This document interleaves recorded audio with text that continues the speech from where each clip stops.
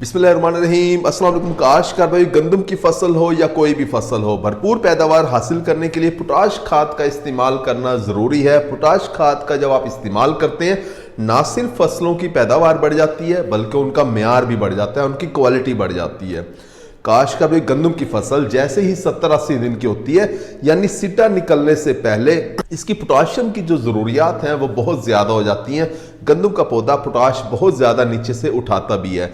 ज़मीन के अंदर पोटाश मौजूद होती है। हमारे मुल्क की 50% ज़मीनों में पोटाश की कमी पाई भी जाती है। अगर तो आपकी ज़मीन के अंदर पहले से अच्छी खासी पोटाश मौजूद है तो पौधा इसे इस्तेमाल में लेके आता है, आपको भरपूर पैदावार दे रहा होता है। अगर आपके रकबों के अंदर नहर का पानी लगता है तो आपके खेत के अंदर पोटाश अच्छी खासी मौजूद है, आप नहीं भी इस्तेमाल करेंगे तब भी आप अच्छी पैदावार हासिल कर सकते हैं। लेकिन अगर आपके रकबों के अंदर सारा साल ट्यूबवेल का पानी लगता है, आपकी ज़मीन के अंदर पोटाश की कमी पाई जाती है, तो फिर आपको चाहिए कि आप पोटाश खाद का इस्तेमाल करें भरपूर पैदावार हासिल करने के लिए।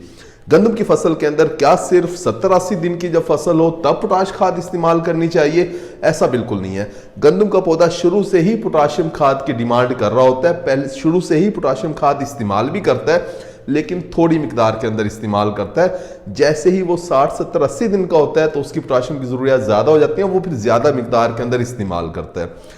काश्तकार में कौन सी पोटाश खाद इस्तेमाल करनी चाहिए? 50 किलोग्राम की जो बोरी आपको मार्केट के अंदर मिल रही होती है, चाहे वो एमओपी की बोरी है या एसओपी की बोरी है।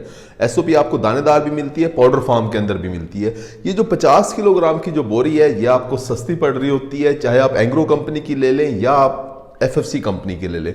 दोनों ही कंपनियां दे रही होती हैं, किसी और कंपनी की भी आप ले सकते हैं। ये आपको सस्ती पड़ती हैं, इन्हीं का इस्तेमाल करना चाहिए। शुरू के अंदर ही जब आप डीएपी खाद का छटा कर रहे होते हैं, उसके साथ ही पोटाश दानेदार लेके आप उसका छटा कर लें, एमओपी लें या एसओपी लें।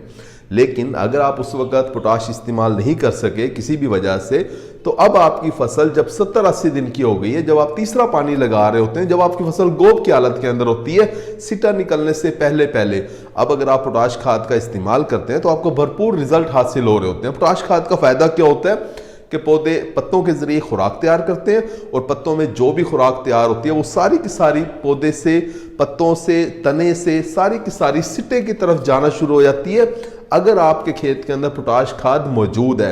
अगर आपके खेत के अंदर पोटाश खाद मौजूद नहीं है तो पौधे क्या करेंगे? एक तो उनकी बढ़ोतरी का अमल सुस्त रहेगा, पौधों का कद थोड़ा छोटा होगा, पौधों के जो पत्ते होंगे वो छोटे साइज के होंगे, बहुत ज्यादा चौड़े पत्ते, बहुत ज्यादा बड़े पत्ते, लंबे पत्ते आपको हासिल नहीं होते, कद भी छोटा रहता है, पौधों के अंदर पिलाहट होती है। खास तौर पे जो पत्तों के जो किनारे होते हैं वो आपको पीले होते हुए नजर आते हैं। गंदम के नीचे वाले पत्तों के जो किनारे होते हैं वो पिलाहट के अंदर नजर आती हैं, नोकें जलना शुरू हो जाती हैं।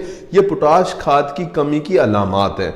ऐसी सूरत हाल के अंदर होता क्या है कि क्योंकि एनर्जी जो आपके पौधों के जो पत्ते हैं वो कम खुराक तैयार करते हैं, फिर वो कम खुराक ही सिटे की तरफ जाती है, सिटा भी छोटा निकलता है, कमजोरी की हालत के अंदर निकलता है, दाने भी सुकड़े हुए हासिल होते हैं, दानों का वजन भी कम होता है। काश्तकार भी पोटाश खाद जो हमारे काश्तकार दोस्त इस्तेमाल करते हैं वो दानों का वजन ज्यादा हासिल करते हैं, यानी वजनी दाने हासिल होते हैं। अगर आपके सामने एक दानों का एक बैग पड़ा है और आप ये समझते हैं कि इसके अंदर 45 किलो दाने हैं, लेकिन जब उनका वजन किया गया तो वो 40 किलो निकले, इसका मतलब यह है कि काश्तकार दोस्त ने पोटाश खाद का इस्तेमाल नहीं किया। और अगर आपने ये सोचा कि इस गंदम के इस बैग के अंदर 40 किलो दाने हैं, लेकिन जब वजन किया गया तो वो 47 किलो निकले, ये जो 7 किलो जो वजन बढ़ गया है ये पोटाश खाद की वजह से बढ़ गया, क्योंकि दाने मोटे वजनी हासिल होते हैं जब आप पोटाश खाद का इस्तेमाल करते हैं। काश्तकार तो इस वक्त जब आपकी फसल 70-80 दिन की हो गई है, अब हमारे काश्तकार दोस्त पूछ रहे थे कौन सी पोटाश खाद का इस्तेमाल करें।